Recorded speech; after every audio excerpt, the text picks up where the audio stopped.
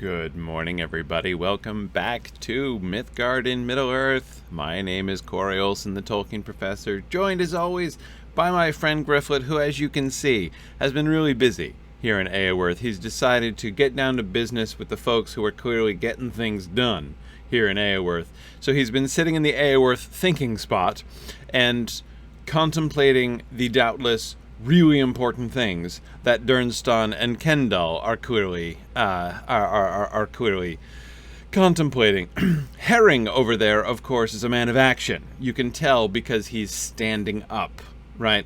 Bergenstowe and Kendall are trying to work up to that, right? They'll probably get to that stage later on. Holenmal, however, of course, obviously is the role model for us all, who is not only standing up but actually facing the table, and as I was theorizing last time, doubtless contemplating a frontal assault on Isengard itself. So, but anyway, Gryfflet was, after his frenzy of activity around town last week and his great and heroic actions, has been admitted to this inner circle of heroes here in Eaworth, which was a distinct honor. So he just was happy to share that with you. Okay, so good morning, everybody. So glad to be back with you guys this morning. I'm really looking forward to playing with Gryfflet today. This is, I'm not really even sure why. In a really good mood today and excited for some Lotro action. You know what it is? I can tell you what it is. I look forward to this stream every week because it's almost the only time I get to actually play Lotro in the given week. I love this game, and I would play this game for hours if I could, but I can't. So having a time slot in my week in which I am like scheduled to play Lotro is just such a great pleasure, and I really appreciate you guys sharing that with me. Okay, let's see. Right, okay, so Hologro is saying you want to make a suggestion. If you want to get Hytbold rebuilt quickly, load up on some rep accelerator tomes. Yeah, we'll collect rep accelerator tomes. That sounds like an excellent idea. But I think I'm still a ways away, right? Like, I have to finish all of the different areas first before I do Hytbold. So I do, as I recall, because again, this is where my other alt shipwrecked. I do all of the areas of Rohan, and then I do Hytbold before moving up to Wildermore, right? Okay.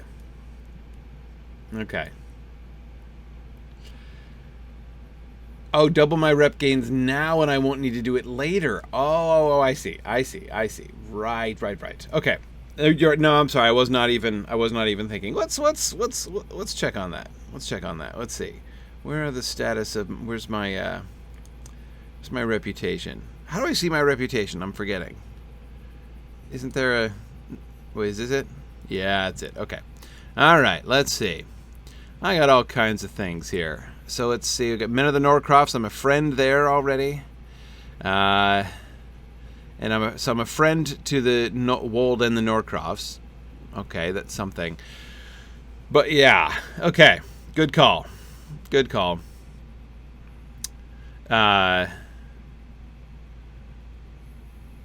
Let's see.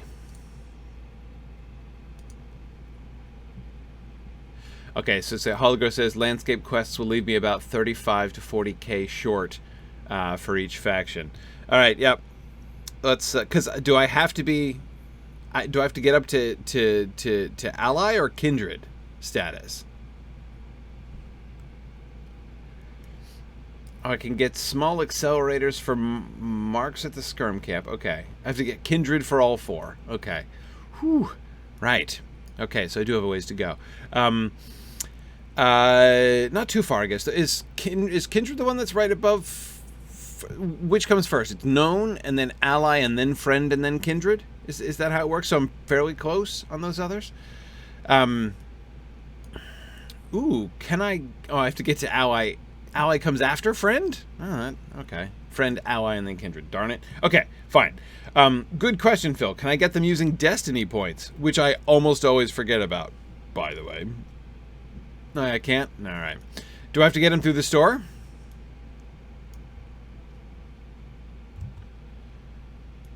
Okay.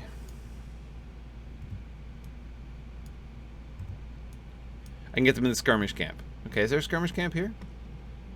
Larger ones are at the store, small ones in the skirmish camp. Curiosities trader in the skirmish camp. Thanks, you guys are so helpful. Okay, let's see. Oh, I assume is there a skirmish camp here in town? There's gotta be, doesn't there? I don't remember seeing one in my peregrinations around Eaworth last week. I have to go to Snowburn? Wait, wasn't there one? Oh. Yeah, come to think of it, I don't recall seeing a skirmish camp in quite some time. Harwick? Harwick. Okay. Oh, wait, hang on. I have mail. Aw. Oh, thank you very much, Auction. That's very helpful. Look at that. Saving me having to go back to Harwick. I appreciate that, Auction. Thank you. Let's see. I got so much junk. Oh, yeah. I got a landscape. I got an inventory drop quest. The ill-crafted sword. Which was, I think... What was that again? Found in the... Oh, yeah. It was that I found in, like, the gut of the drake that I killed at the end of that toy sword quest. So that led me to this Stirring the Nest quest, where I'm supposed to go in and invade the drake's lair, which sounds right. Okay. Excellent. So, let's see. How long... Accelerates the progress of your standing. A bonus of 1,000 will be added to any rep. Okay. All right. Okay. Well, that's very handy. Thank you. Okay. I can cook them all at once. Oh. I thought it's not on like a timer. What is this here? Oh no, that's just the oven I'm near. Okay. No. Okay. Fine. All right. Oh, so it's just like for the next. So this means like for the next 5 times I get rep, I'll get an extra 1,000. I see. Okay. Right on. Okay.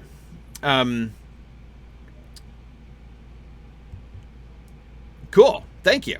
That's super handy. All right. And Hologro, that is great advice, because you're right. The last thing Gryfflet is going to want to do is to run around all of these old places again. It's like to go back to Cliving and spend a lot of time there building rep. Yeah. Excellent. Okay. Oh, it's at the bottom of the rep window? I'm learning so much here today. Oh, I see. There it is. There it is. So I just build up the bonus there. I had no idea how that worked. Okay. You can tell that rep has never really been one of my foci while doing Lotro. Okay. Yeah, no, exactly. I'm committed to doing Hytbold. Like, it needs to happen. I mean, first of all, just like I'm a completionist and I failed the last time I tried to do it. So, you know, like, obviously it has to be done. I'm not saying that I am going to do that tightrope walking thing until I succeed, because that's not going to happen. I can do it once just so that you guys can watch me comically fail. But, yeah. You're right, Sam. Rappers are all about the rep. That is so true. Okay, now where am I going? What am I doing? So the last ones that I didn't do, the last in-town quests that I didn't do are the ones that are out of town. I gotta go up here, because this is also where my friend the Drake is, apparently, that I got sent to. And this is where I was being sent to get those, do some, like, mining and bring in materials and stuff. So let me head out of town.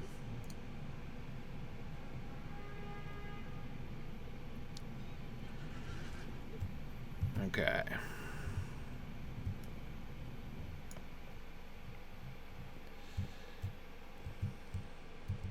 All right, carry on. Off we go.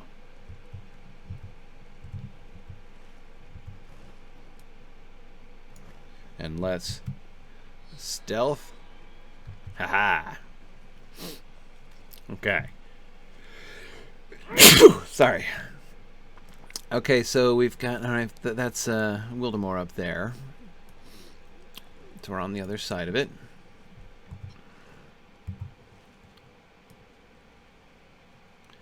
Okay, now what am I looking for? I'm looking for Vale or Vale branches, Drakes, and then, of course, the Drake's lair. So these scouts, I can really kind of take them or leave them. Okay, no, those are normal oak branches, which won't do me a lick of good. Aha! Oh, look, it's Wormdelf. Hooray! All right, let me collect some more while I'm here. Oh, I forgot I could do this. I didn't think I could do that from horseback. Pretty nice. Okay.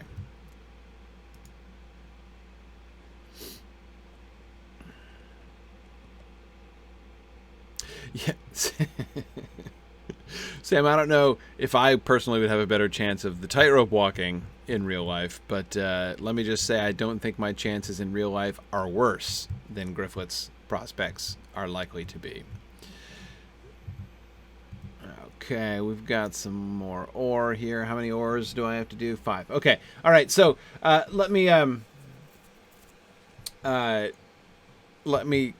clean up a couple of lore questions, backlog lore questions that I have. Only a couple. First, Phil, yeah, I don't think I did get around to answering that question. A couple sessions ago, we were talking about Saruman and the Palantir, and... Oh, look, it's the entrance to the cave. Not quite ready for that yet. I'm going to finish up my ore.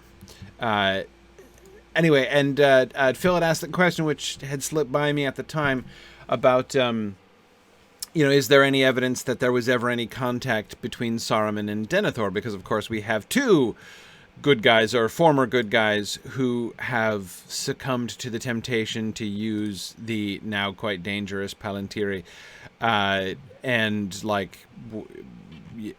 both of them are now being influenced in different ways and affected by Sauron. Did they ever communicate? Because they certainly could have, obviously. Like, the Palantir was put in Orthanc for the sake of communication, with the others there. So it's certainly possible. I do not think that I don't think there's any evidence that they did. Could I absolutely rule it out? No, I don't think so, but it doesn't seem to me likely. Mostly because I can't think that Saruman would find it in his interest to do so. I don't think he would be reaching out to Denethor. And I feel like there would be some evidence of it. There'd be some reference to it. Denethor, as I recall, never even alludes to Saruman. And I would think that he would have done so, at least like in disdain, right? I mean, he would have at least turned up his nose at Saruman. Okay, right, the Womber's over there. You know what I mean? Like, I think that would have come out at some point if he had. So I'm thinking, oh, that's a little slightly ominous cover picture there. So I definitely am sort of thinking that he wouldn't.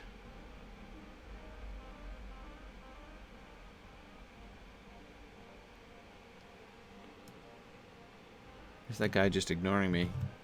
At first I thought I was just supposed to go up and talk to him. But I think I'm not supposed to do that. Oh, yes I am. Okay. What do you need? Did Havoc send me? Well, in a manner of speaking, so I can go back to the Brownlands and tell him we can handle this. Really? Havoc's dead. Yeah, no, I think I took care of Havoc.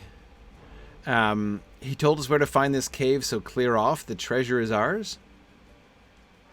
Okay.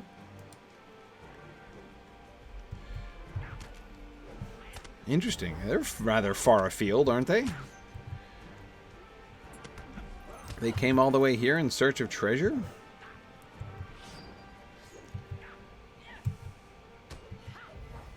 Yeah, Phil, exactly. I don't think there's any way that Denethor would have been able to refrain himself from making, as you say, some snide comment, or, snide or pointed comment to Gandalf, if he had been in any contact with Saruman. Oh, thank you, Hologro. Wow. Well, that'll do.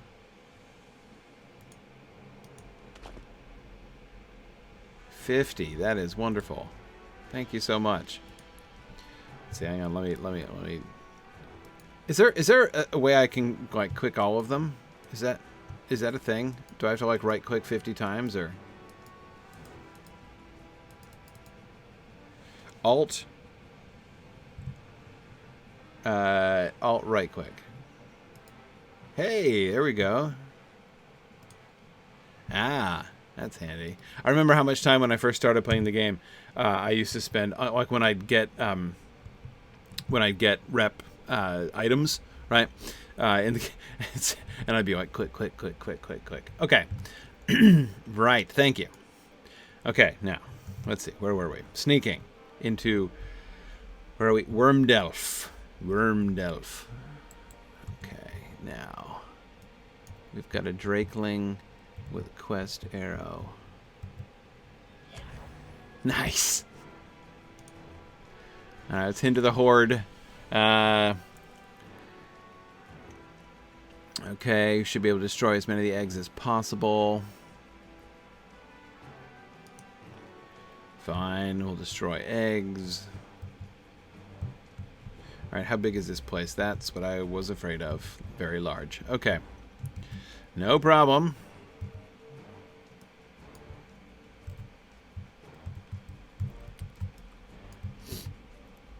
Eggs is... Okay. Oh, bam. That is so satisfying. Okay, so anyway, my other question was why do some places have the prefix Ost while others have the prefix Minas? Okay, yeah. So the prefix Minas means tower, and here's the thing.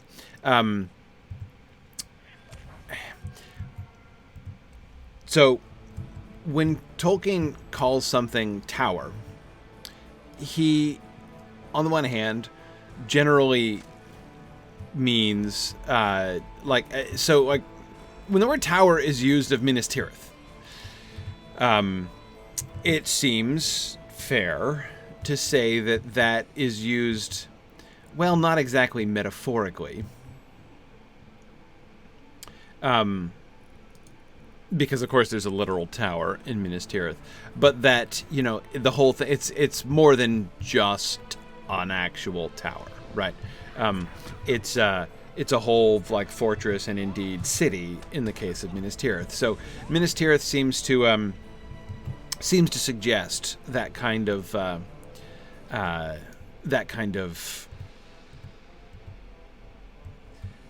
well, I guess it's not metaphor. It's, what is it? Synecdoche, right? There is a famous tower in Minas Tirith, and so it's called Minas, right? It's called the Tower of Guard, even though it's more than just a tower. And so I know that when I was, I remember, when I was, like in high school, I used to think, therefore, that like all of the uses of Minas were similarly synecdotal, right? But I now think that is less true. I think that Minas used to me... more often than not, he means it when he says Minas. You can tell from a lot of his drawings. Tolkien, of course, sketched a lot of things, not just in the famous paintings and illustrations that he does, but he did a lot of like marginal things. It was one of the conclusions that I drew when I was teaching my way through the drafts, the history of the Lord of the Rings section of the history of Middle-earth, that Tolkien really has a fundamentally visual imagination. That he is primarily, he's picturing things first and foremost when he describes them. And this seems to be borne out when you look at some of the manuscript pages, which Christopher, of course, was very thoughtful about including at many times. You can tell from all the landscape description, right? When he's doing these landscape descriptions, what he's doing is he's trying verbally to capture this picture that he has in his head. That seems comparatively clear. And that seems even the more certain, given that when some of these times, not all of them, but on... Why is this guy not a valid target?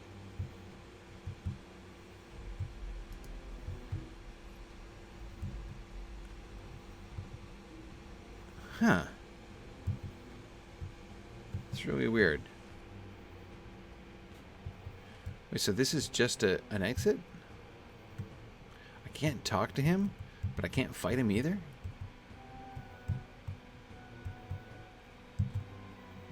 Yeah, there's the entrance I came from. Interesting. Okay. So, yeah, thought this place was bigger. There aren't even 15 things in here that I've found so far. I mean, no regen, of course, but... Weird.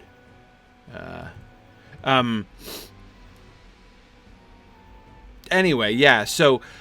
Right,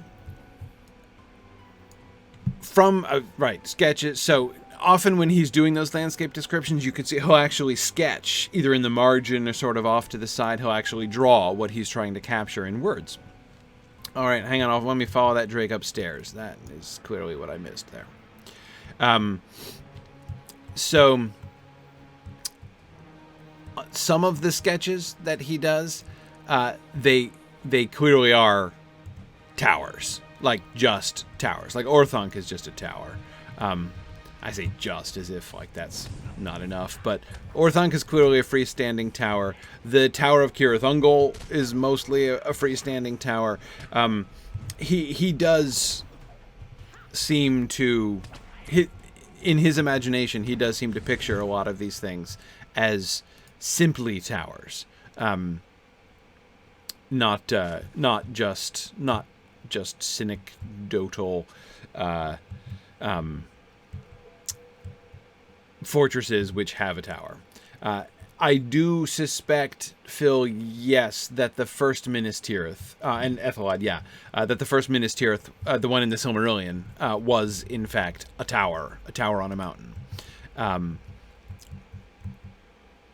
Let's see, you guys have anything good?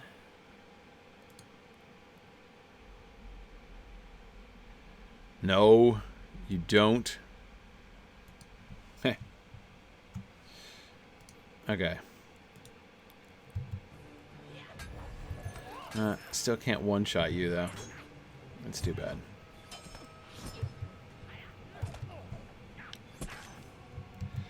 Okay, did I finish my Drake quest? You know, Drake's in Eaworth kind of deal there? Yeah, I think I did. Okay.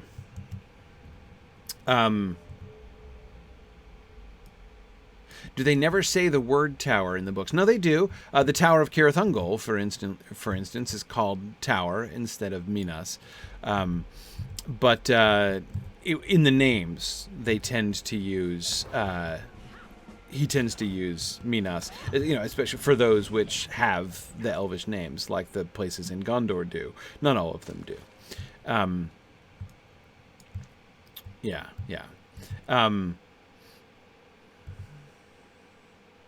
Let's see.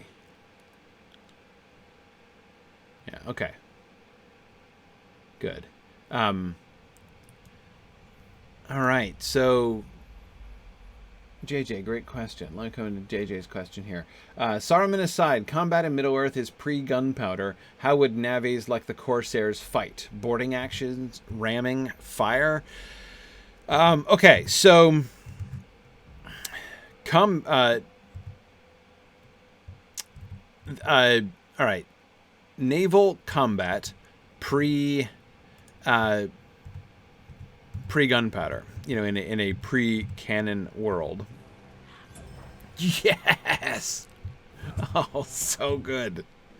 I mean, okay, it's not quite as satisfying as when, with Wigand, I you take down like 4 people all drop at once in Yellow Line. That's like my favorite thing, but it's still pretty good. Anyway, so yes, all of the above, basically. Boarding actions, there were many places where naval combat basically boils down to, 2 ships coming alongside each other and fighting hand to hand. That's what it really was about. Keep in mind that even in the era of gunpowder, sinking the enemy ship... So, like in the movies, you always see like ships getting blasted by a broadside of cannon fire, and like the hull timbers shattering everywhere, and the ship going down with all hands and all that sort of thing. Like that's what you tend to see in movies involving, like 18th and 19th, well, especially 18th century naval warfare. Going on here? Okay, we were apparently just going through the motions there and not actually making contact with each other, I guess. That, or he's like being healed by this nest he's standing on, or she. Okay, anyway, but that's actually very unlikely. Naval combat, even in the 18th century when they had cannon, was not primarily about sinking the enemy ship. First of all, that wasn't the goal. You want to capture the ship, not sink it. But secondly, cannon didn't usually penetrate the hull of a ship. They kind of designed the hulls of ships with cannon fire in mind. So that didn't happen so much. Normally, the cannon is you want to take out the rigging, and you want to take out so you're shooting at the men on board, and you're shooting at the rigging and the masts and everything, because you can do horrible damage to everything above the hull on a ship, whether it's the people or it's the stuff up there. So you can cripple a ship so that it can't get away, right? Then you can board it. Exactly. They used grape shot and chain shot to take out the rigging. Chain shot is when you have like 2 balls or 2 rods with a chain in between, and then you stuff it in the cannon, so when it shoots out of the cannon, it's like spinning around like this and takes everything out, like the rigging. And grape shot is when you have like a bunch of little balls which are attached by like rope or chain to each other, so they are all like this like spinning, whirling mass of horrible death. Yeah. Anyway, so that's the kind of thing that they would do even with cannon. So as I say, it's less about sinking the ship than, oh my goodness, this is a second nursery. Yeah. So before they had cannon, or in other words, let me complete the thought that I was starting there. Even after they had gunpowder, still basically what they were doing was something like a continuation of the old system, which is, again, you don't want to destroy the ship. You want to capture the ship, and you want to fight the people that are on board, right? You want to not just fight them, but defeat them. Anyway, yeah, so that's... that always sort of was the goal, and that remained the goal even after cannon was invented. I think of those shots, those movie shots I was talking, like in Pirates of the Caribbean or whatever, where the cannon fire is like just blasting big holes in the sides of ships, and it reminds me of those shots in Peter Jackson's movie when the trebuchet the blocks hurled by Trebuchet at Minas Tirith are like, you know, taking out whole huge sections of the wall. Which, you know, that's not how it would have worked. Again, walls were designed to withstand that sort of thing. Apart from the fact the walls of Minas Tirith are absolutely impervious to that kind of thing. It's one of the things that really annoyed me about... was possibly the most annoying... second most annoying thing about the whole Battle of Minas Tirith element in the Peter Jackson films. Okay. Let's see. Let's see.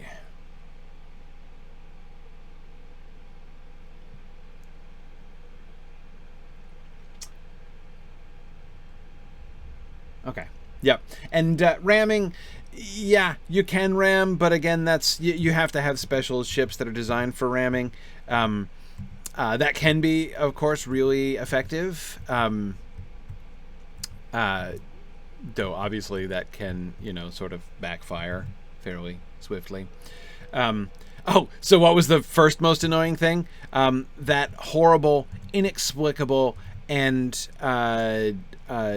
unjustifiable scene where the Witch King breaks Gandalf's staff. That was the most annoying thing. Yeah, exactly how those trebuchet loads just went right through the solid stone walls. As if, like, you look at those shots and you're like, oh, when they built Minas Tirith, apparently they forgot to use any mortar of any kind, and they accidentally built it with cardboard blocks, which really, in retrospect, it's one of those things, right, where, like, it's understandable if you don't think of it at the time, but in retrospect, you really feel stupid, right? Yeah.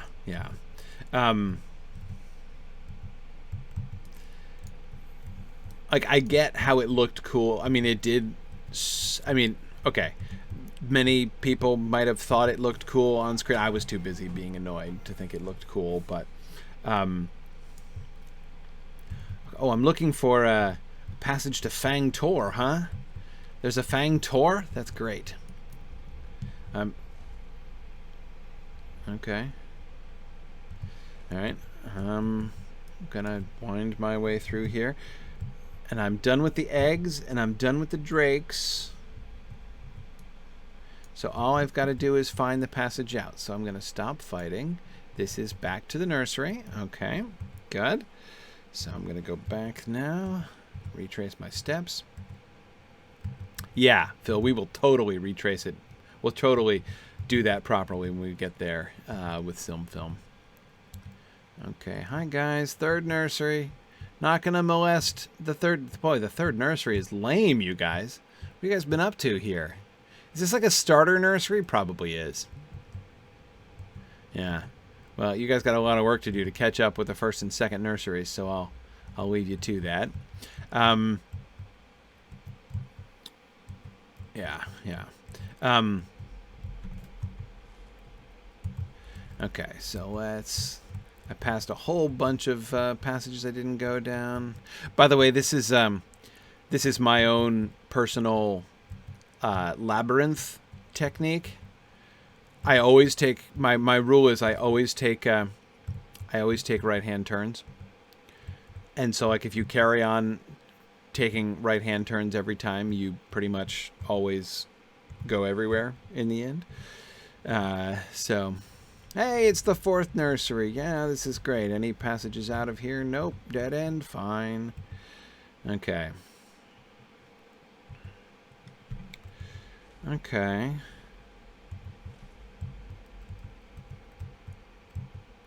Oh, we're going up. That's got to be good if I'm headed up to the Tor. Boy, there are a lot of nurseries. What, got marks for finding this nursery? Oh, I completed Nurseries of the Wormdelf. I must be getting... Oh, they have a torch here. That's very nice. Oh. So why did these drakes light torches? That was unusually thoughtful of them.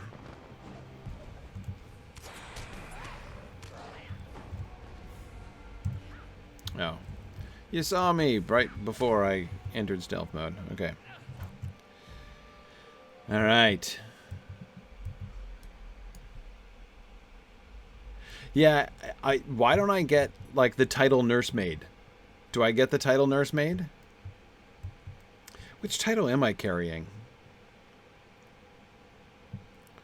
I'm forgetting. How do we look at my title? Title. I am showing Gryfflet of the Elf Ward. Yeah, sure. I like the Elf Ward. I was pleased to be in the Elf Ward. Okay. All right. Hey, guys. Yeah. Okay. We can do this the hard way.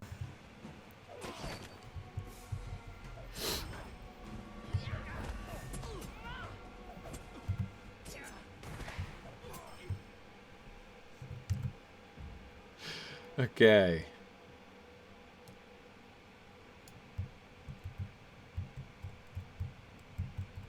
Let's see.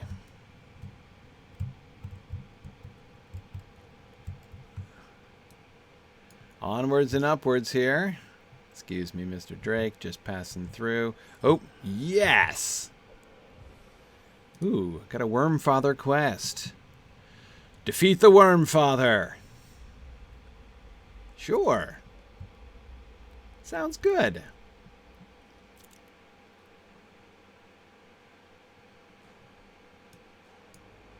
Let's see. Okay. Looking pretty tough. Hey, I know. How about I, like, eat some consumables, right? Because I always forget to do that, so might as well, right? Can't do any harm. I don't need coffee just now. Sure, but I'll have some bacon-wrapped flapjacks. Who doesn't like bacon-wrapped flapjacks? Well, I've never had a bacon-wrapped flapjack, but I now feel deprived that should be the case. Den Discoverer? That's not a good title. No, no, no. No, Nursemaid. I want Nursemaid. Come on. That's a much better title. Oh, I've been leveling up my things here. We're good. All right. Okay. Wormfather. Having a contemplative look out from your... Yeah. Bring it. Oh, you're breathing invisible fire at me? Boy, it's the Battle of the Peak. I feel so Gandalfian right now. Can I hurl you down? Is that possible, Wormfather? Will you break the mountainside where you smite it in your ruin? If it's not too much trouble, that is. Oh. Come on, man. A little bit less smiting than I was looking for. Nice. This is beautiful. Okay, so there's the orc camp on the hill. Boy, I can see ever so much. There's Minas Ront in the distance. Can I see Cliving from here? No, the mountains are in the way. Still, I can almost see Elfingels from here. And then... Right? And there's the Entwash.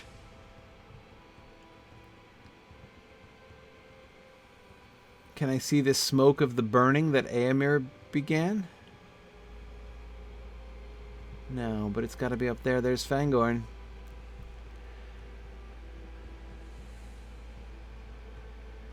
Yeah, there's Fangorn up there. Awesome. Cool. Yeah, I was gonna jump. I definitely don't want to wind my way back through that and I've done all the things. So, are we ready? Let's go. Woohoo! Yes! Oh! I bounced. That's fine.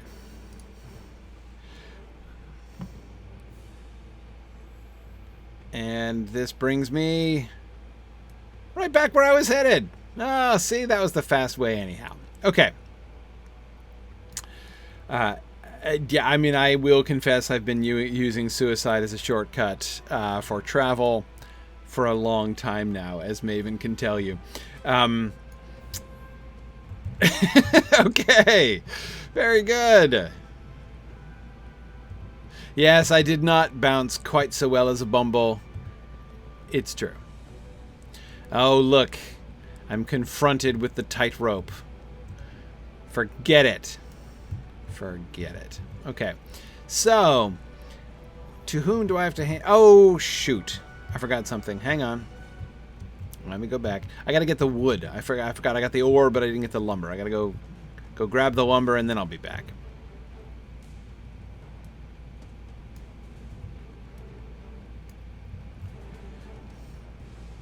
Oh, yeah, it was super useful in the troll jaws. Yeah, hang on. Whew, stealth just in time. Okay. Right, I just follow the road, actually. Oh, was that a named mob that I just passed? Okay, lots of willows down by the river.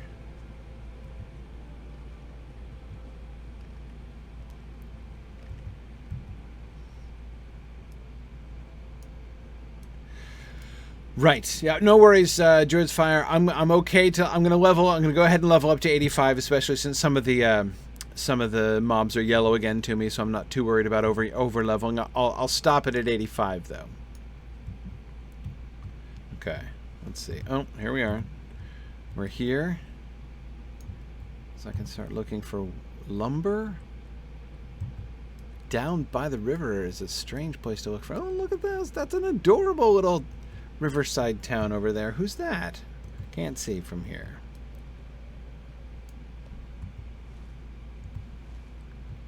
The Woldfen.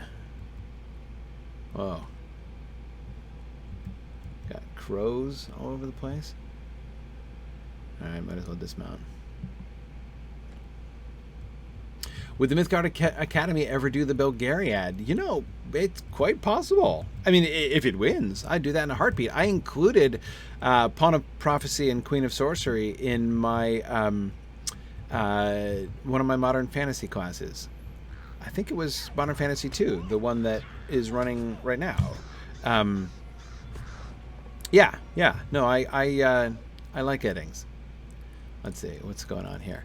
Creatures of the Woldfen have been driven mad. Corpses litter the marsh and beasts attack without warning. You should defeat a number of the salamanders and crabine. Oh dear. Salamanders too, huh? Madness ensues.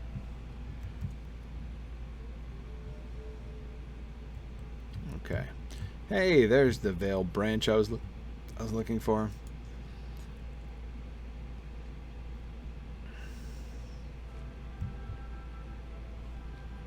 Boy, corpses do lie all over the place.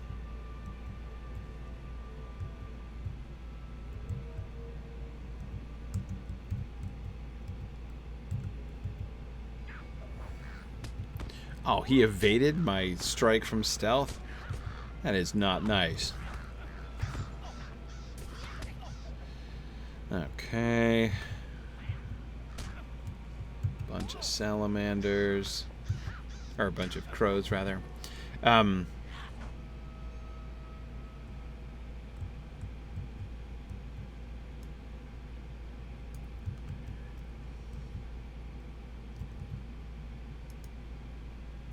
Yeah, no, I quite like Eddings. I reread Eddings was one of the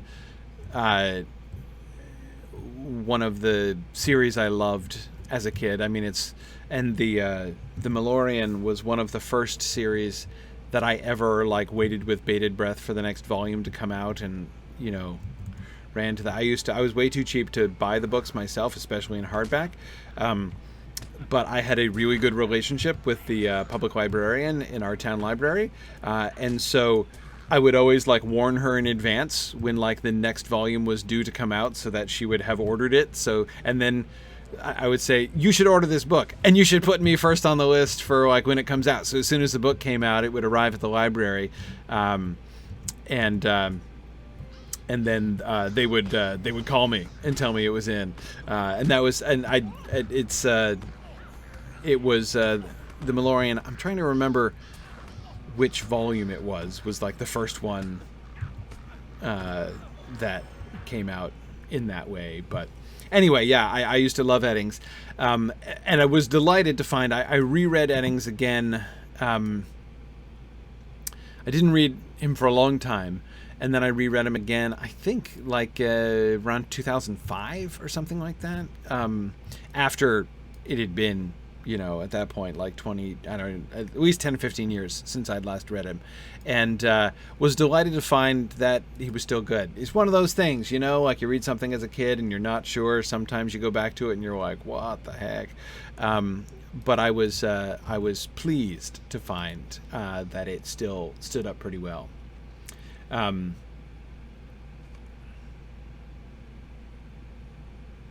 Yeah.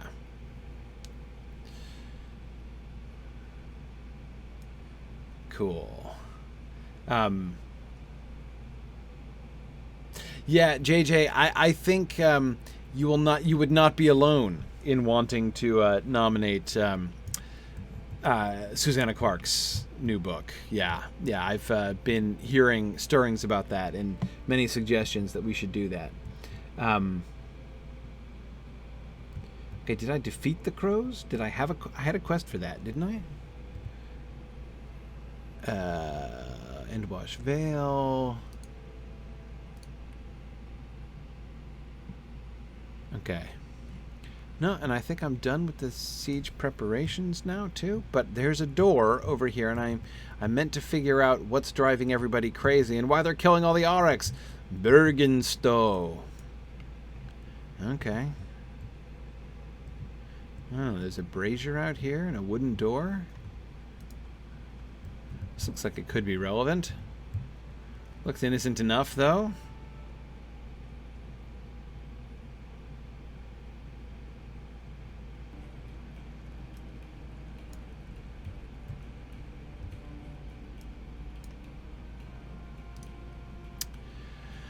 Let's see. Among the dead of Bergenstowe, there was a foul form of Draug, known as the Bile Draug. Oh, man.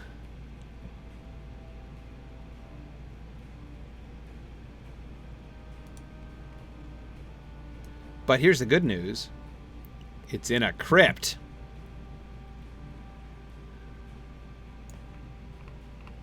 Okay. Oh, so that I didn't come through the door. I came down a ladder. All right. A ladder with a rope. Okay. It's a rope and a ladder. Just get a rope, a ladder, and a fireman's pole, and then I would be all set. Okay. So we have... Looks like we're going... Once again, we see evidence of ancient, probably like early Dunlending culture in the carvings on the pillars. There's that same, what looks like this sort of wise woman. It reminds me of, what's her name? The witch woman from Enidwaith. But then we also have these urns, which in their depiction of a horsed warrior looks much more Rohirric, possibly older Rohirric, but so this seems to be another sort of not just multi-generational, but multi sort of century thing. The brickwork is interesting. Well, not exactly brick, it's stone blocks, but how the walls have been built up by brick and block.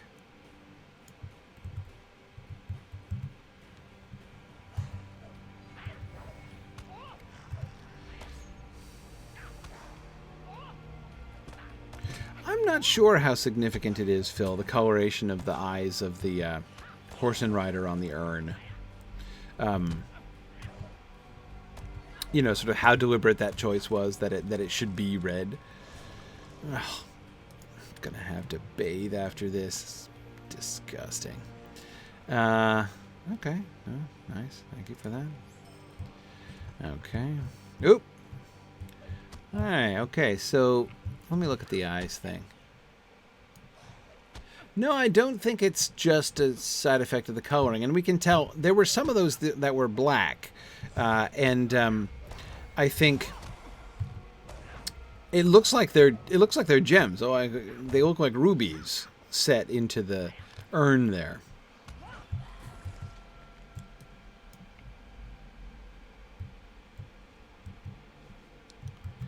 Okay, so far I'm just defeating 5 of them. There's a locked chest. Whoa! That was fun. I didn't expect that to happen, and nothing else happened. Oh no, wait. My mighty blow defeated the locked chest. I earned XP for that. Okay. Instead XP. Okay. So if the chest is locked, I don't get any treasure out of it. I just get XP for defeating it. Okay.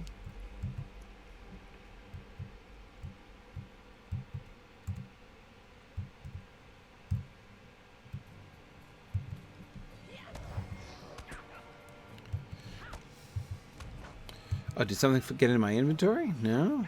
No? No, that's just the junk I picked up out of that chest there. Oh, wait, maybe down here. Right, the loot bag. Yeah, sorry. Oh, a loot box? For real? Loot boxes are like the most useless thing in the game. Let's see. Do I get another one? Nope, that's not what I meant. Yeah, no. Didn't really get anything. Oh, no, wait. Is it down at the bottom? Yes, these are at the top. So, yeah, no, I don't. Snapped finger bones? Did I get snapped finger bones?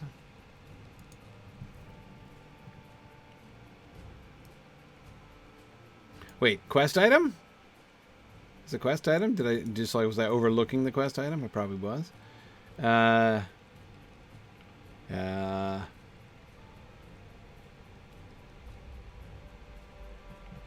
Don't see a quest item. No, yeah, that's just item level up. I don't seem to be getting, but I am teaching those chests a lesson. I can tell you that, right? What I am doing is I am avenging the insult that those locked chests have given to my people, because, yeah. Hey, I don't even need you. I only need the bile draugs. Bile draugr.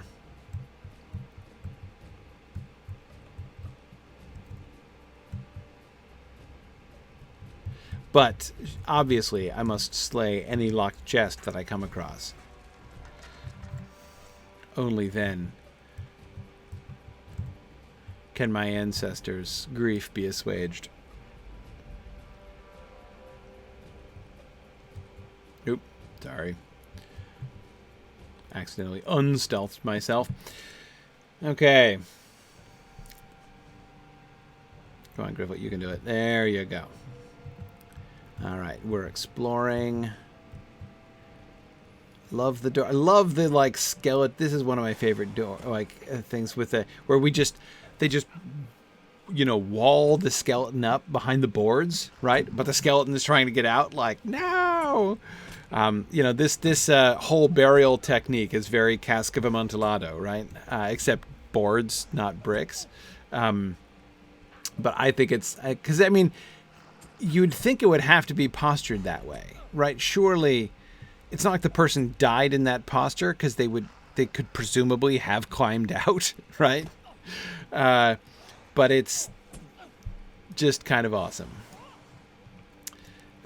Excuse me, I am trying to look at the landscape. Seriously. Being extraordinarily inconsiderate. Even for a zombie that's about to blow up on me.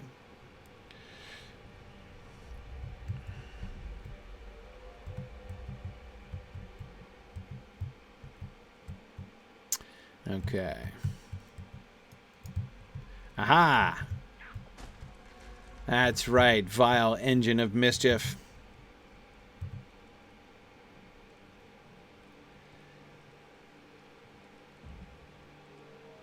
Okay.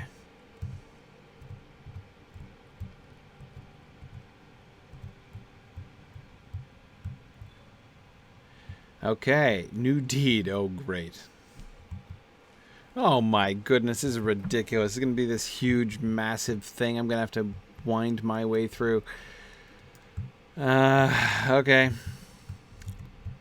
And who knows how many of these horrid chests are going to be in here. They must be destroyed. And I still think I'm not getting any. Okay, how many? Oh, good Lord. Oh. There are 10 chambers? You've got to be kidding me. That's all right. Oh, wait, here we go. Finally. I have found the correct chest, which gave up the dark talisman fragment. There are 12 chambers? Oh, great. Yeah, that's even better. Oh, no. Not what I meant. Okay. Let's see. Here we go. A shard of obsidian appears to be a fragment of some strange talisman. It may be that the talisman is the source of the evil dwelling within Bergenstowe, the burial cave of the Woodfen. Perhaps the other fragments are locked away in chests. Perhaps so. In which case, well, as Gryfflet has already sworn a solemn vengeance against the locked chests of Bergenstowe, their fate was already sealed.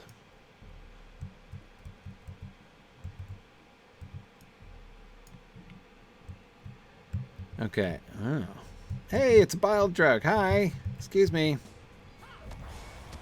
Are you in league with the locked chests? You are, aren't you? You look like their hapless minion.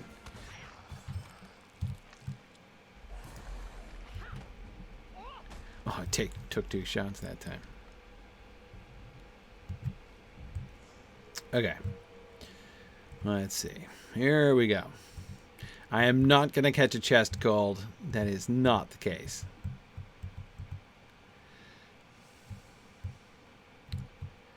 All right.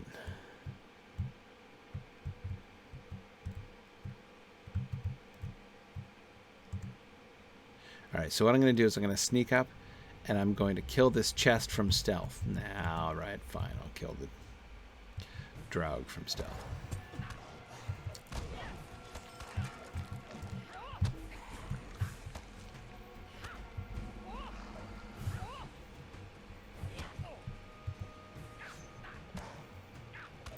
Oh, wow. Did I get that chest with, like, area of effect?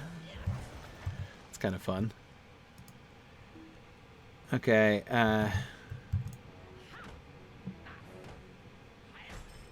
hey, got a fragment of the talisman. Nice.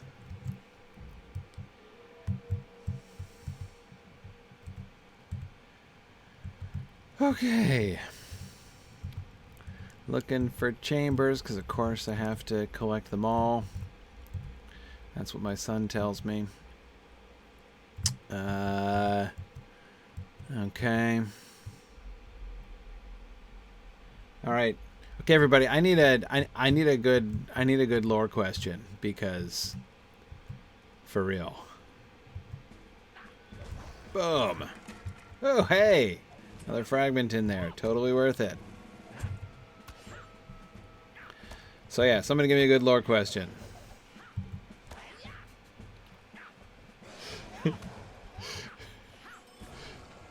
JJ, I suppose it depends on whom you ask as to whether or not there was a point in history in which European cultures decided that making their languages pronounceable was preferable.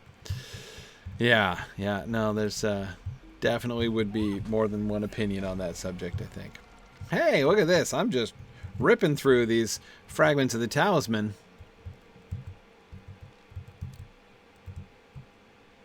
Ooh, that's a very prominently placed locked chest. Is this the boss chest? Kind of looks like it, right?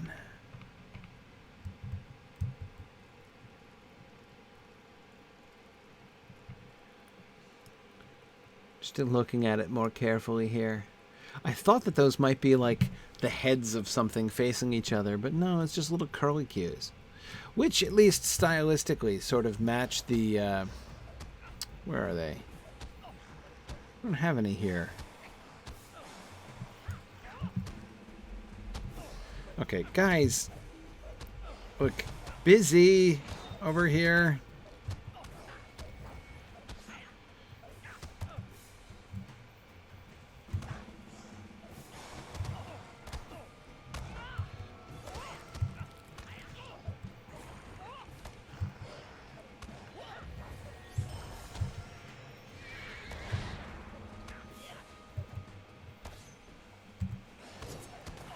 I completed the vilest offender, did I? Great. That is at least a very good name. Quest name. Let's see, what else do I need? Yeah, just one more fragment of the talisman, and then, you know, to complete the deed. No. Look, the shadow of the chest remains. How fitting.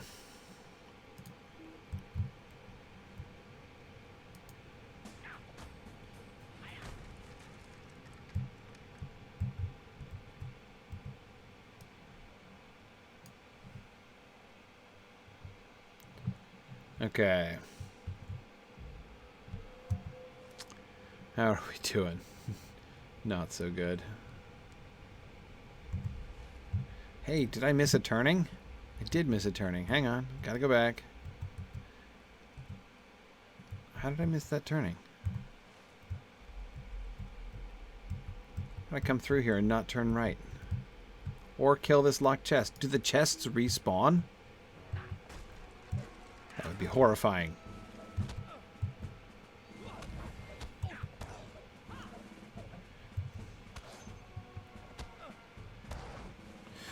You know, okay, the more I think about this, the more I think I'm going to need to repent of my rash oath of vengeance. But I guess I've sworn an oath and cannot repent.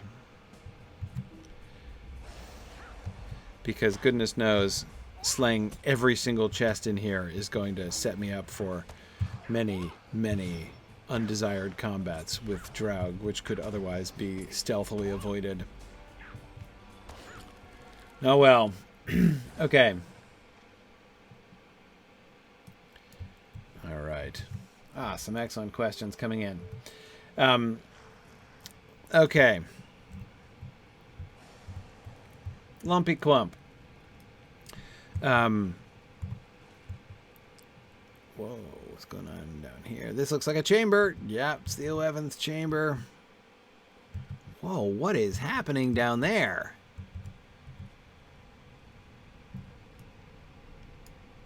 It's a boss.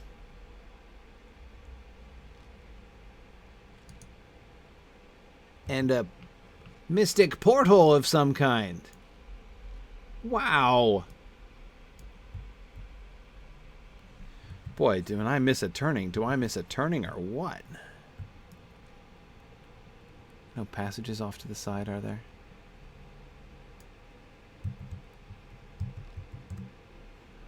Wow.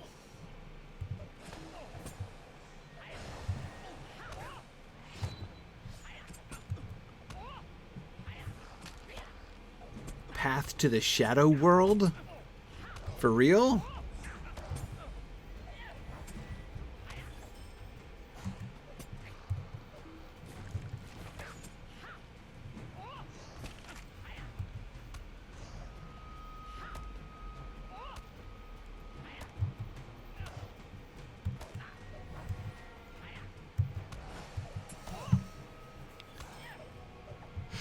Okay.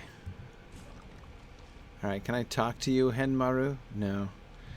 We just fight, I guess.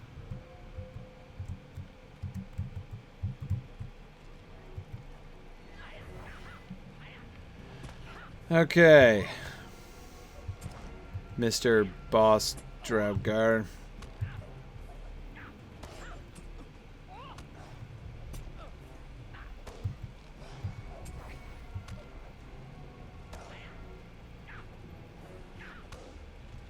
So, okay.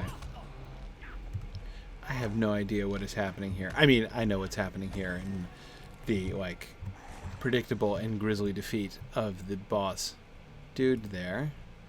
And in the looting of this chest. This rather disturbing image off to my right, however, I have no idea.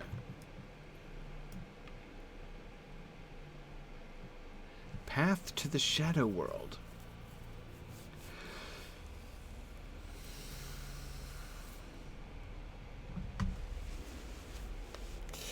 Right. Yeah. How does Path to the Shadow World work within Lord of the Rings lore? Puzzlingly. Puzzlingly.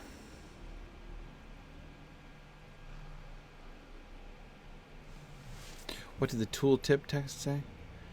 This whirling vortex leads to the darkest realms of the spirit world. It may be a good place to send the obsidian talisman. Oh. So I can't enter the Path to the Shadow World? Yeah, I guess thank you for pointing the tooltip out to me there, as that's obviously handy, but I don't have... Oh, wait, I do have them.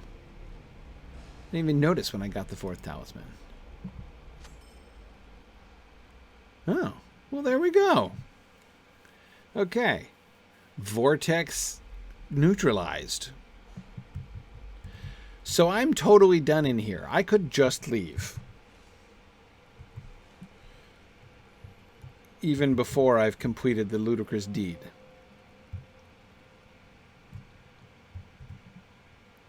So, okay, I'm a little dubious of that vortex, I gotta tell you. Okay, those chests are respawning. That is not cool.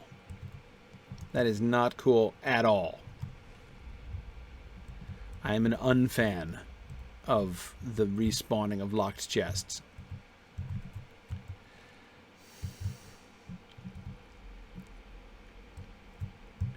Yeah, I think that perhaps Gryfflet's bloodlust, or what, woodlust, I suppose, is sated. Is this a chamber? Come on, this counts as a chamber, right? Oh, good grief. Oh, no, is this a chamber I've been in? Yes, it is. No. No, it's not.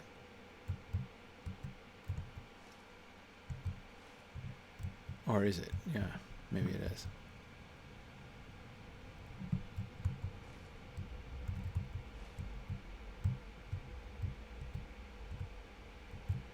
Good grief.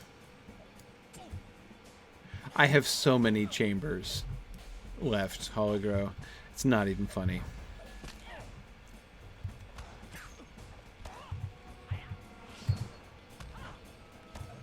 Let's see. Look, I've only done 3 out of 12. I still have 9 chambers left.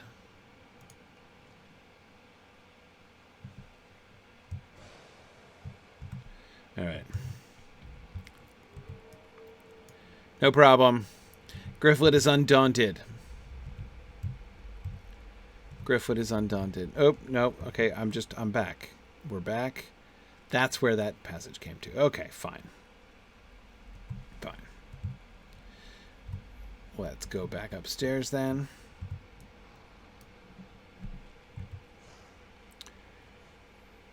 And I don't think there's anything in this far wall. Excuse me, everybody. Yeah. I think we're good except for the stairs. Let me see. Is there something down to the south? There a passage down here before I go upstairs? Yes, there is. All right. Going to the right. Boy, it's easy. The way the walls bend, it's easy to miss the passages if you don't look at the map. 9 chambers. Okay. So, okay, let me get back to the shadow portal because we need to talk this over here. So, the shadow portal. here's why I'm not a huge fan of the Shadow Portal, and it's not just because... all right, well, hey, first chamber. It's the Aboriginal Chamber. All right. I am not a huge fan for a couple reasons. Look at me just blithely passing 2 passages there. I'm not a big fan, first, because it's a portal. And there are not very many portals. Opening a portal, like a mystic portal from one place to another, is not... it's not a very Lord of the Rings kind of thing, really. There are not so many portals in Tolkien. If you think about it. In fact, I'm trying to think of any, like, places, any times when one opens a portal from one thing to... okay, hang on a second. I'm going back down to another level. Let me go to the other passages up here. Because I think this is probably a chamber. Yes, it is. Okay. Yeah, exactly, Marielle. I was just trying to think if there's a single example of a portal being opened, like, to anywhere in Middle-earth, and I can't think of any offhand. So there's that, for one. Yeah, I guess, Phil, if you consider, like, the Gates of Night on the edges of the world portals there, but not a portal that one opens, like something like that, like a portable portal, right? Something that you open going from one place to another, like to open a portal in one place in order to get to another place. That's the kind of thing that just doesn't seem to ever happen in Middle-earth. Middle-earth magic doesn't seem to go that way. Yeah, within Arda, exactly. So that's the first reason I am a non-fan of the Shadow Portal. The second reason I'm a non-fan of the Shadow Portal is that it is... Third reason I'm a non-fan of the Shadow Portal is that the whole concept of the Shadow Realm feels to me rather dubious. On the one hand, of course, we have lots of reason to believe that there is such a thing as the Shadow Realm. That is like that thing that, you know, that place where you go when you put on the ring, right? When you the Wraith World, right, as it is sometimes called. And so that could sound like a Shadow Realm. Shadow Realm obviously sounds like a Dungeons and Dragons plane of existence, right? Which is also not a very Lord of the Rings thing. And I think it's to imagine the Wraith World. One could, there are many of the references to, like the Wraith World and Frodo being for a time on the other side, or seeing, Glorfindel as he is on the other side, is, a kind of thing that might seem compatible with... I'm backed in a corner with 2 drugs and a locked chest. It might seem compatible with a more Dungeons and Dragons like, a shadow dimension that one can travel to, and the ring sort of makes you at least half enter the shadow dimension in the same way that, like you can be partially on the ethereal plane, if you're wearing armor of etherealness or whatever in D&D. Again, it's possible to conceive of it that way. However, I don't believe that that is an accurate way of understanding this phenomenon in the Lord of the Rings, the Wraith World, at all. Because the Wraith World is clearly not just an evil world. Okay, how many chambers do I have left? 1! Just the 8th chamber! I'm so close now. Yeah, that's not how the Wraith World works. We had a lot of discussion about the Wraith World in exploring the Lord of the Rings when we were... oops. Yeah, sorry, shouldn't just wander on while I'm being attacked now, should I? In particular, in the Flight to the Ford chapter, as Frodo was sort of sliding into the Wraith World because of his wound and everything, and we came to a conclusion that I found really quite remarkable, and that was that it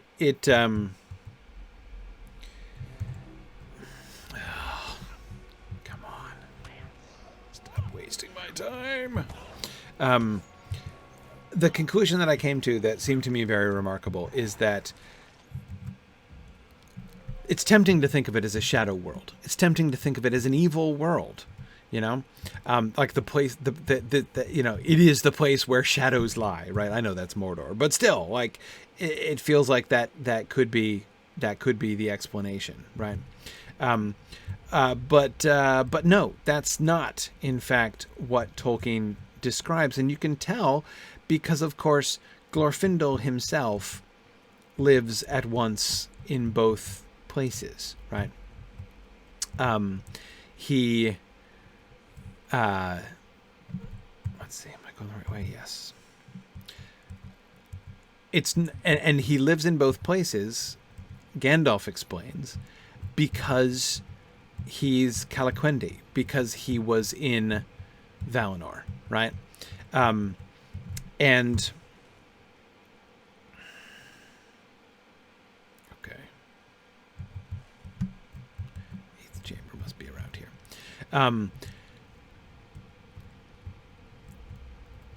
The conclusions that the speculations we were making. Can I go upstairs?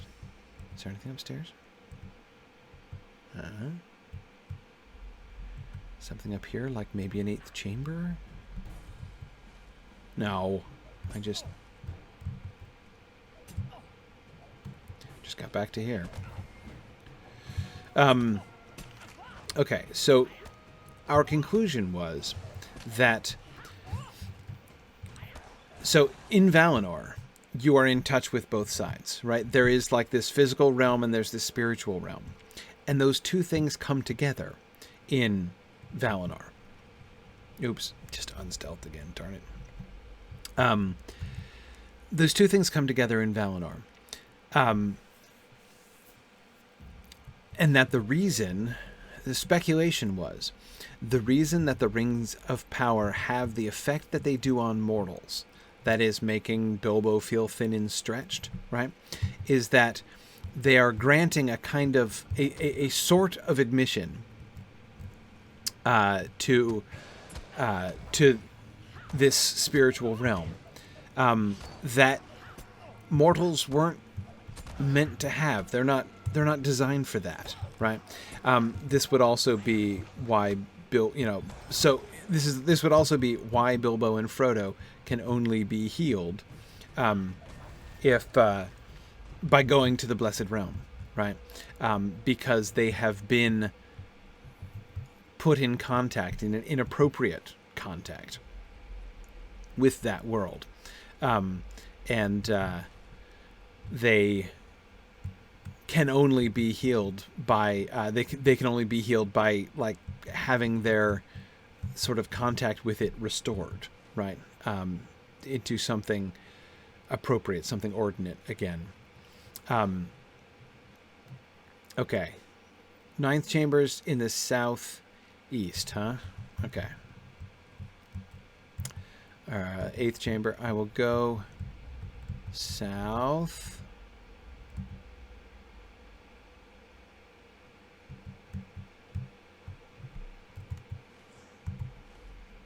Okay. Oh, yeah, I didn't go this way at all. Okay.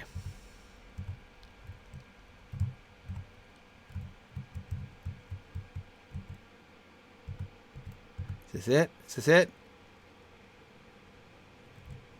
No! This is a chamber that doesn't count as a chamber. Or maybe it's a chamber I've already been to. No, I haven't.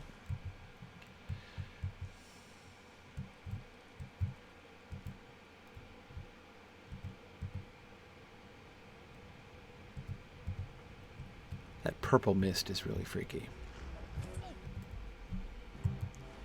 Nope, I've already been here. Okay, so does it explain why the 3 rings don't make their wearers disappear?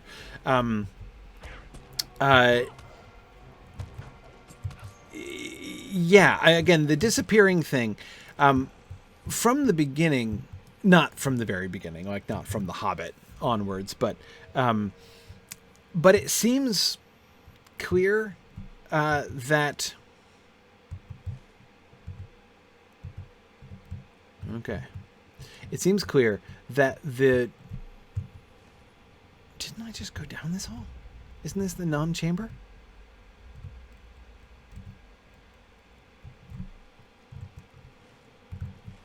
Why does this... Why didn't it not stay on my map? Weird. Okay. Alright, it must be down here. Oh, here it is. Here it is. Yes! I found the chambers! Phew! Okay, what did I get? Veil Tomb Raider. Don't want it. But I got some marks. Anyway, that's something.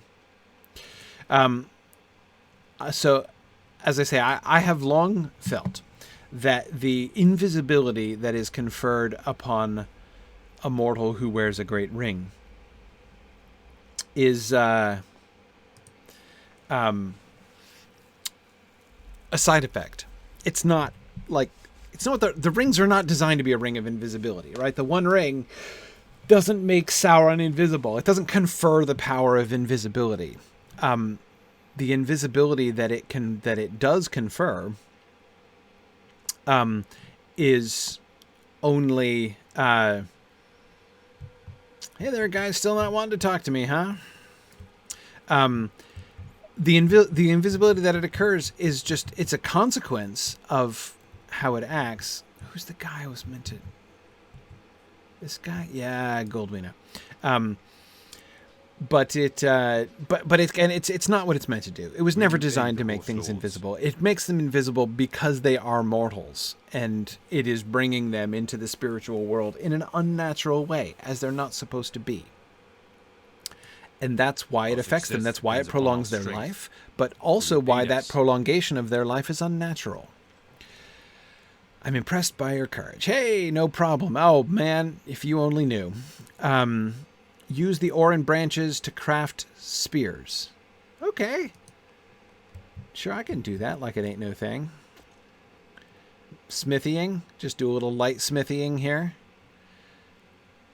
I don't have much practice, but here are some fairly crude spears. Do I have to... Oh, and I have to distribute them. Of course I do. Anybody want a spear? Gave you horns. I gave you beer. Now weapons. First beer, then weapons. That's a good plan. All right, Herring wants one. He's like, I'm standing up. I might as well hold a spear. Welcome and well met, my friend. Okay. Excellent. If Frodo could completely master the ring, would it still make him invisible all the time?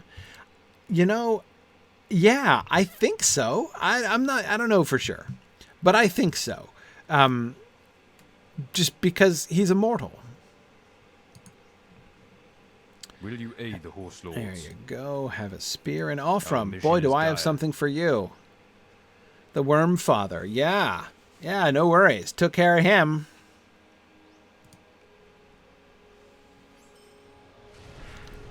Woohoo! Yeah, I didn't even notice I was close to 82. Level 82. Nice. How's my rep doing? Going up by leaps and bounds. Halfway through acquaintance now. Does the Spud Ward need a spear? He probably does. Your aid is welcome, friend. That's right. Now the spears need no longer fear.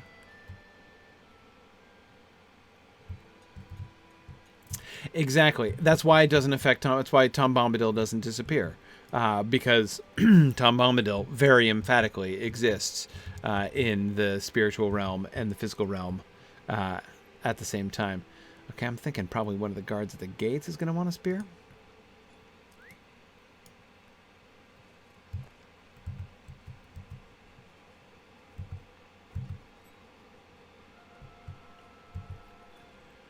All right, I'm coming back to you, man. Oh, or do you want a spear?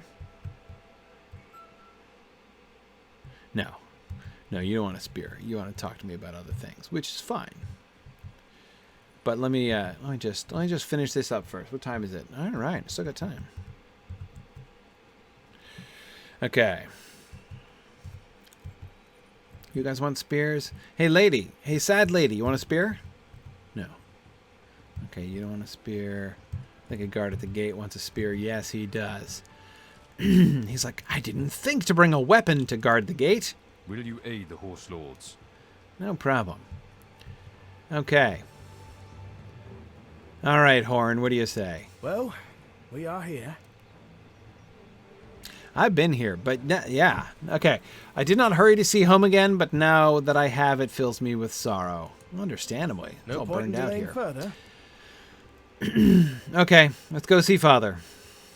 If we are lucky, his people will have seen some signs of the Uruks. Well, it looks like they've seen. I see some signs of the Uruks from where we're standing. If not, if we are not, he will not be pleased at my return. Okay. Well, Horn, I'm sorry that your dad's a jerk. Seems to be going around among Reeves and, you know, Rohan in general. Let's see.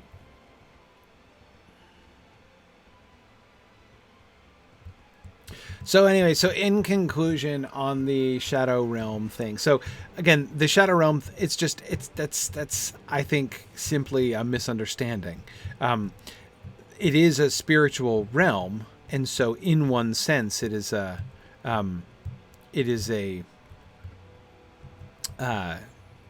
Wraith World, but it's not an evil world. It's not a world of shadows. Shadows don't have a world. There isn't a realm of shadows, because to say that there's a realm of shadows implies that shadows are a thing. Shadows aren't a thing. Shadows are only like the thing cast by light hitting a thing, right? It's not actually, there's no substance to a shadow. Again, that's part of the point. Associating Sauron with shadows, as I said before, is a veiled insult, right? It's a way of diminishing, not increasing, the ominousness and apparent power of Sauron.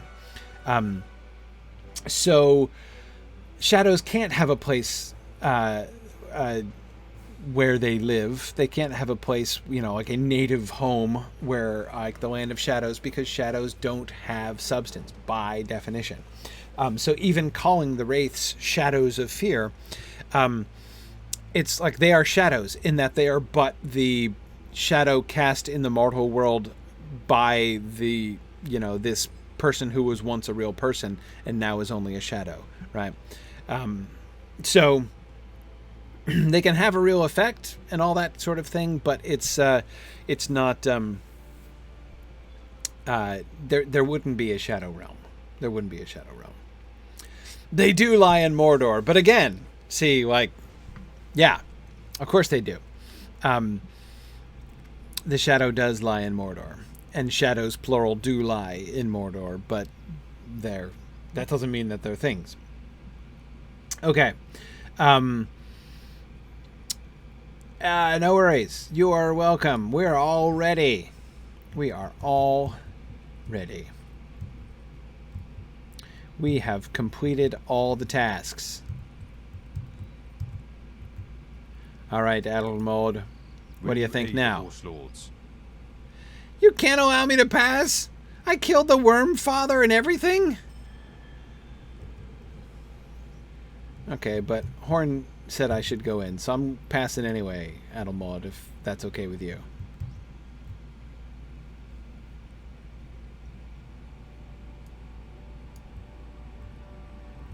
Oh, okay. You've got an expert cook. Glad she's on the job over here. Oh, I got the benches up on the tables in the mead hall. That is a bad sign. What do they have on the tables? Well, some drink. Man, this place looks closed. You're not showing any cheer to your men here? You've got a bard. Would you hire him after your son left?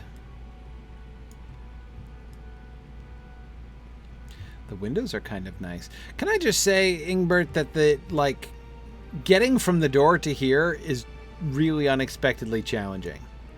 Right? The layout of this mead hall, I'm sorry, this is horrible. I mean, like, the layout of this is horrible. Now, I like this really interesting archwork. Okay, maybe it's a little much. Looking at it all at once, it kind of looks like small intestines. But anyway, it's pretty. It's pretty. But yeah, I mean, straight path from the door? Is that too much to ask? Anyway, sorry. Who do we have here? We've got guards. We've got Leowulf. We've got Goda. Ingbert's mom. Oh, okay. We've got the Reeve and his mother. Got his mother and his son. So Angmar, you're Horn's brother? That's cool. Oh, I like the harp emblem there on your chest, man. Hey! Was Horn coming?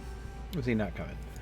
You have come far from your home, and in the company of peculiar friends. You're calling your son peculiar? An elf, a girl of the tribes of Dunland? What makes you think these could travel across the plains of Rohan or into proud Eaworth? Oh, this is going well. No, give me no excuses. I know why you feel you have the right. My son Horn gave you permission, as if he can speak for my lands. The last I knew, he was banished beyond the ridings of Rohan to stand guard on the great river far away. Has Theoden King relented of his command?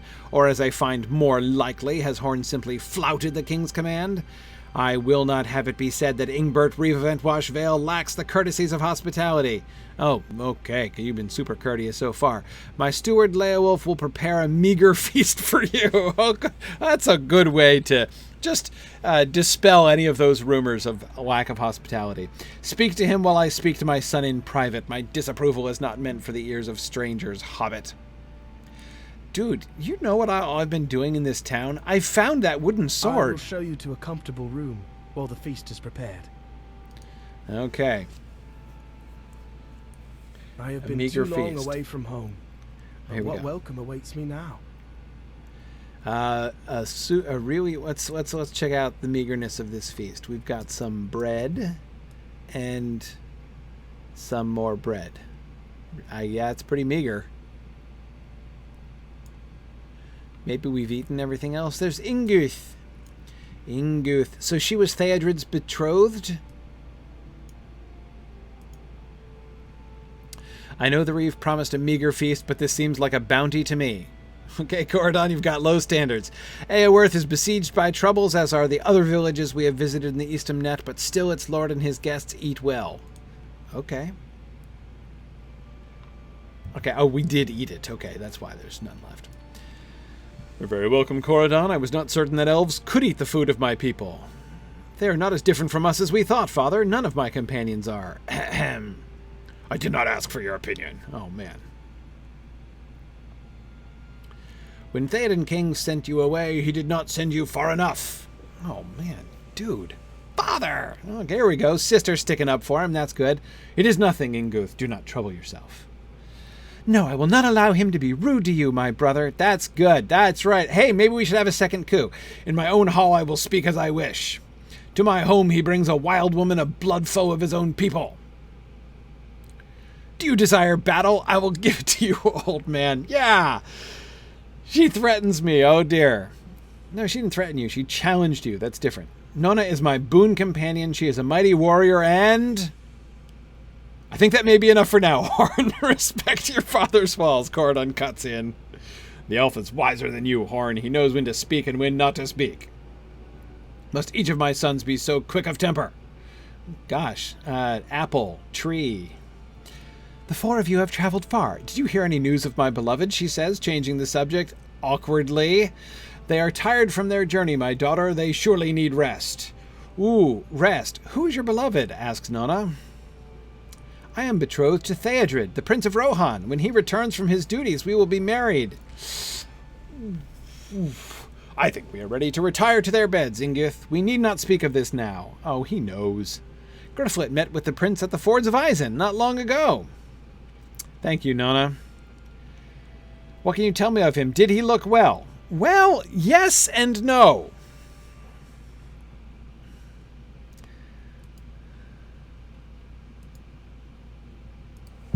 Can I reach you from here? Oh, wait. Horn interrupts me before I can speak to Inguth. Okay, yes, that is enough. We will speak of the prince later. No need for that talk now. Reeve Athelward thumps the table with his fist. There is another matter of which to speak, a very serious matter indeed. Okay, mister, changing the subject. You had a term of service to carry out in Standguard, and you have not completed it. You are here against the will of Theoden King. Father, I do not want to cause trouble for you or for the people of Eaworth.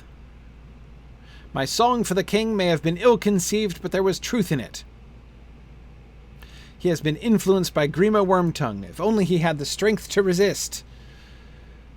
My loyalty is to the king at all times. I will not hear these treasons. Interesting. Leowulf, the feast is over. See to the removal of the table and chairs. Oh, where's Nonna going? Okay. Alright. Oh, I thought I was going to talk to Horn since he and I are the only ones left here.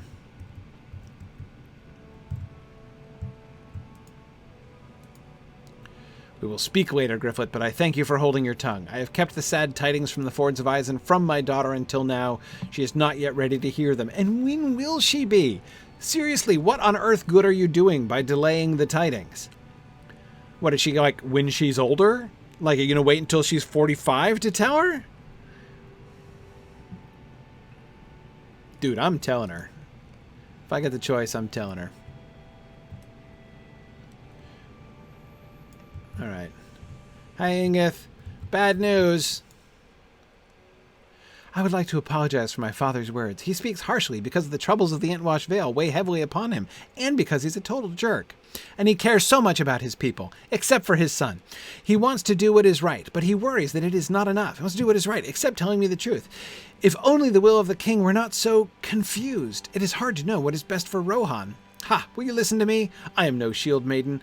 What would Prince Theodred say if he could hear me talk this way?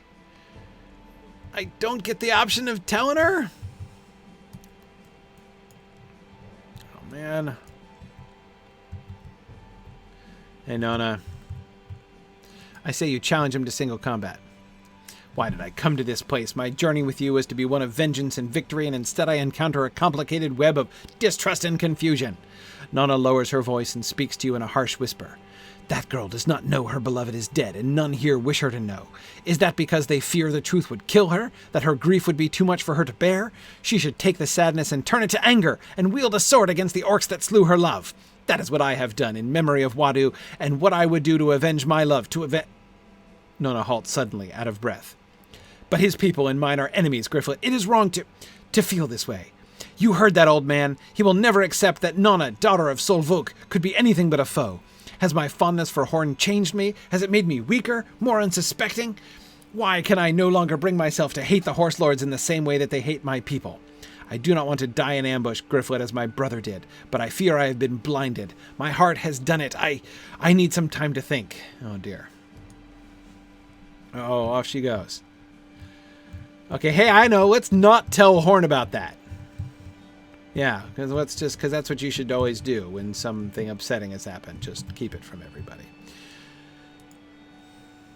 You could use some air? Yeah, let's walk outside.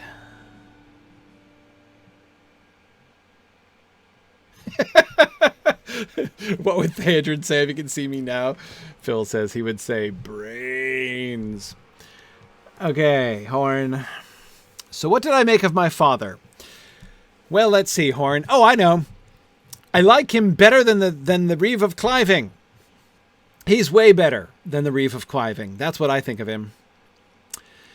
That went about as well as I expected. No, it actually went better. Our last meeting before I left for Standguard was an icy one.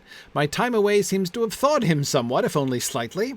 I hadn't thought to keep Prince Theodred's death from my sister Ingith until it became clear my father had not told her, but I think it is best this way. She was very much in love with him, and her loss, well, it will not be an easy thing. Okay, but again, so later is better? Why? Look at this place. I'm looking. Nice in parts.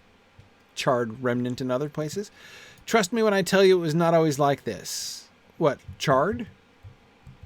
I believe you. Many of the guards have turned to drink for solace against the great number of raiding orcs. Oops. Sorry about that. There were not many children left in Eaworth, but those that remain are afraid. Ah, not anymore. Everything has changed. When I was young, these buildings seemed to me enormous. Now they seem so small, so ramshackle. I sang for years of the glory of Rohan. Was any of it true? Sure. Yes, you're being unfair, dude. Eaworth has suffered greatly at the hands of orcs, and it has to regain. And it is to regain the glory of Rohan that its people fight. Yes, my songs were not lies. Rohan was great and will be again. It's just I have become fond of Nona, and I wanted my family to accept her for the same reasons I have. And I wanted her to feel less out of place here. I did not think she would have as much trouble fitting in here in Eaworth, though perhaps I should have known better. Neither of us belong in Rohan, it seems. She and I are both outcasts. It does not seem to bother her in the way it bothers me. Perhaps she can help me come to accept it. Thank you for the walk. Okay, good. No problem, Horn. Happy to help. Let us return to the mead hall. Relaxing with you and Corridon and Nona in time of peace is more homelike now than anything Eaworth can provide to me. Oh, yeah, about that. I guess I am holding it from her. Theoden could use some air, too. Yeah, too soon for that joke, JJ. Okay. Hey, Botolf, what is it? Will you aid the Rohirrim? The kindness I have shown your people has come to the attention of Lady Tola, Lord Ingmar's new wife. New wife, huh? She wishes to express her gratitude. Lord Ingmar's home is in the northern part of the city. Speak with Darmod, the door warden, and he will grant you access to Lady Tola. Okay. I'll do that, no problem. But hang on, I gotta talk to the Reeve again. Hey, Edelmod, look, this is me not entering. Don't mind me.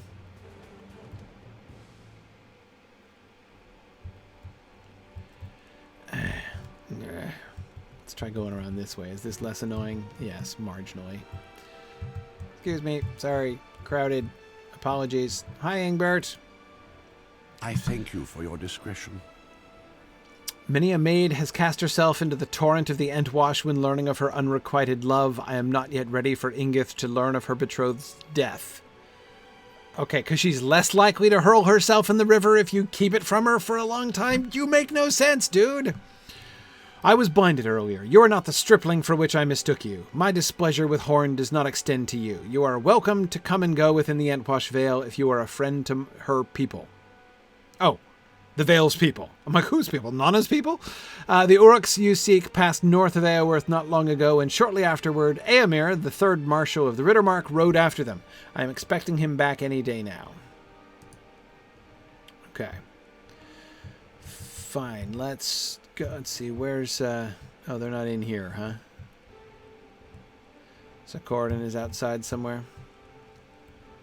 God, oh boy. Right. God.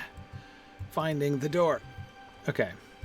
Nope, Goda has not said anything. Okay. Oh, yeah, well, there he is. I tell Cordon that Ingbert believes the Uruks you seek have likely been slain. We will not know for certain until we find them ourselves, Gryfflet, but we cannot leave yet. I have looked all around Eaworth, but I cannot find Nona. It is as if she just vanished. Yeah, she kind of ran off. For her, but when he last came this way, he had found nothing yet. Okay. Did she tell you anything that might give us an idea of where she has gone? Or do you think she has fallen into trouble of some kind? The men of Rohan do not look kindly upon her people. I should ask the people of Eaworth if they have seen her, and I will do the same. I do not know if they will tell me anything, but we cannot let her disappearance go without investigation. Horn is distraught. As you might expect him to be, he had grown fond of our fiery companion. You do not need elf eyes to have seen it. No, I did notice that myself. The ghost vanishes. Okay. So I'll ask around, and I'm supposed to go and see Ingmar's wife. She's down here, as I recall. Okay.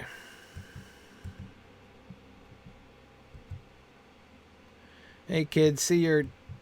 There's lots of kids in this town, actually. Okay, Darmod. What brings you to these lands? Oh, okay. You've heard of me. Let's go in and talk to Lady Tola.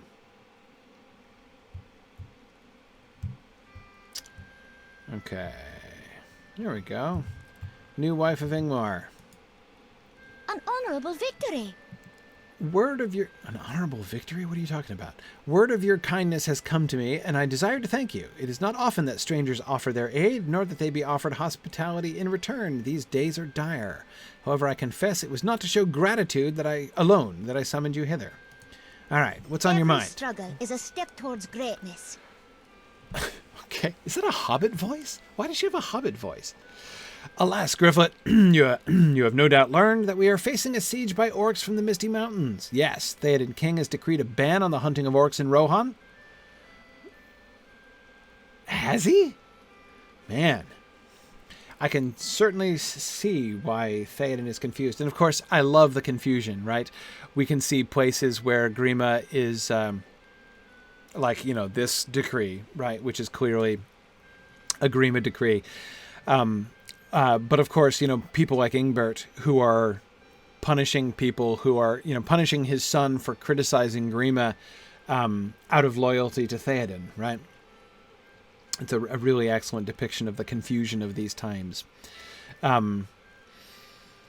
Nevertheless, Ingmar, my husband, desires to earn glory in battle and counsels his father to defend our lands by allowing him to lead an assault on the orcs.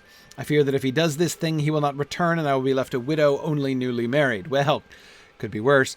Ingmar's grandmother is Reeve Ingbert's chief counselor and speaks wisdom on behalf of Theoden King's decree. Perhaps if you speak with her, she can help to convince the Reeve of the wisdom of preparing our defenses here at Eaworth rather than send my husband to meet the enemy on the open field. Will I do this? Okay. Kind of wanted to talk to Goda anyway.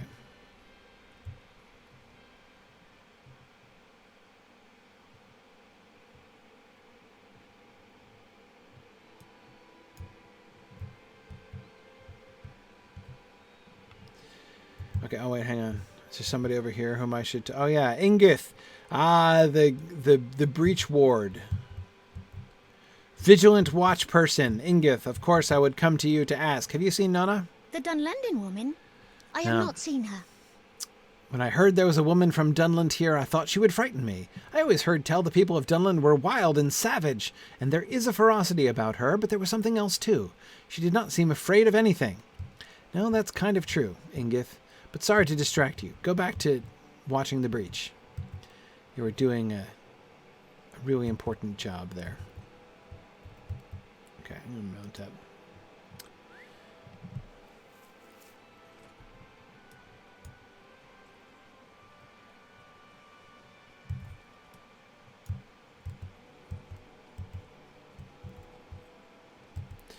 Okay, let's see. Adelmod, are you going to let me in now? Will you aid the Horse Lords? No, The you Rohirrim won't. will need your aid. Lady Tola sent me to speak with Lady Goda. Yeah. Okay, so you're going to let me in. Thank you. I've always wanted to see the inside of this mead hall. Thank you. No, really, you're too good. Oh, I think it's going to have to be it. We are come to the end of our time. So I'll speak with Goda. Oh, darn it.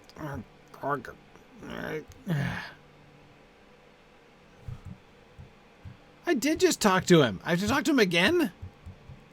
What, did I not talk sufficiently loudly or something?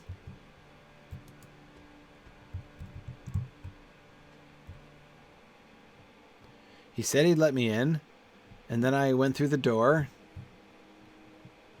Uh-oh. There he is. Okay. Oh, I see. Instance. Got it. Ingmar, my husband, seeks to persuade his father to allow him to lead a force of men against the orcs who now threaten us, despite Theoden King's ban. I hope his grandmother, Lady Goda, may bring wisdom to the debate. Yeah, so the wisdom, I think, would look like... Can we come to an agreement on this matter? Is there no choice that will satisfy all? Yeah, send me! I do not see how, my son, Theoden King... Whoa! Theoden King's edict does not extend to repelling invaders. It is madness. Agreed. Perhaps we should ask this stranger's advice. Yeah. Ask my advice. What did your mom say? She said, Theoden King has decreed a ban upon the hunting of orcs. Can we in good conscience disregard his commands? Yes. Our mission is dire. Okay, I am a stranger here, so perhaps I might provide my father wiser counsel than either myself or my grandmother. You know, okay. Seeking the advice of strangers because they're strangers is a little weird, Ingmar. I believe the best defense for Eaworth against the coming siege is to attack the orcs directly and subvert the siege before it has begun. Well, it kind of depends on your odds, you know? I mean, like, if they outnumber you greatly, attacking them in a fortified position is kind of dumb. There is wisdom in taking the enemy unaware. Yeah, sure. Neither your grandmother nor I contest that wisdom. Nonetheless, the king's will is clear. Indeed, my son Theoden King is not an old dotard without reason. Good grief, you talk fast. He gives us assurance that all will be well in the end. However, though you may not see it, I do not truly disagree with you. We are surely permitted to defend ourselves. Do you agree, stranger? Well, sure. You have done well. I do not deny that under ordinary circumstances, great glory might be won by attacking the foe, and perhaps the siege might be averted, but we're forbidden to attack the orcs by Theoden King. Under such circumstances, would it not be treason to attack the orcs? Come on, that's just silly. Would it not be wiser counsel to fortify the city and prepare for a siege? It cannot be denied that we may defend ourselves against attack, for then we are not the hunters. A dilemma to be certain... Oh, good grief. A dilemma to be certain, but not one without a solution. Let us build our defenses here at Eaworth. We can hold the city with less loss of life than an assault against the orcs. What you say would be true if we did not have to worry about the outlying farms. What of them? Yeah, true, Ingmar. Good point. Enough. I can think no more on this. We will continue our discussion later. Man, Okay, Ingbert. Captain Procrastination. Dire. Arguments have been made for both causes. Can I see no other options? Yes! Send me alone into the camp and I'll slaughter the lot of them. My grandson is headstrong and will not listen to reason. Okay.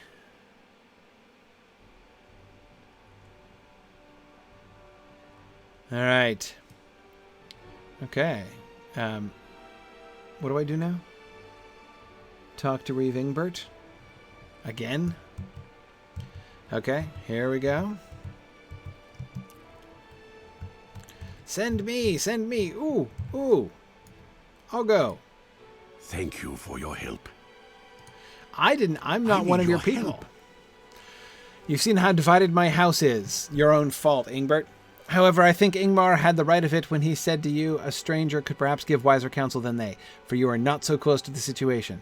Will you speak with both my mother and Ingmar, learn their positions more closely, and determine the wisdom of their arguments, then perhaps you might advise me. I can accept both support Goda and support Ingmar, but I may only complete one of them. Oh man, okay. I am going to All right, I'm going to have to complete this thorny quest next week. No, not next week. I'm running over now, and that's rude, so I shall stop. Okay. We need to apply logic as cool as Prince Theodred's body. Ouch. Okay. I should stop now. I'm at the end of my time.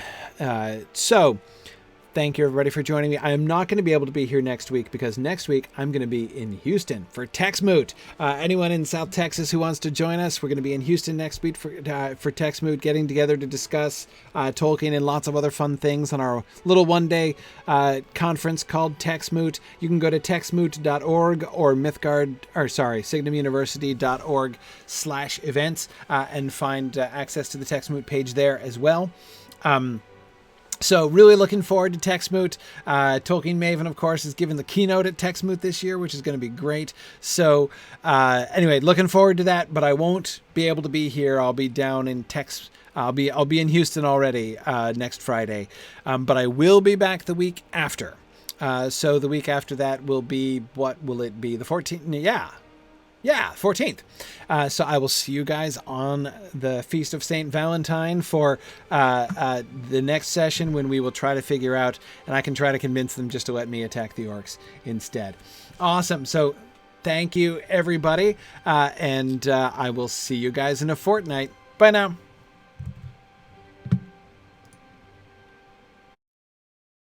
Thanks for joining in on my rambles around Standing Stone's brilliant digital adaptation of Tolkien's world.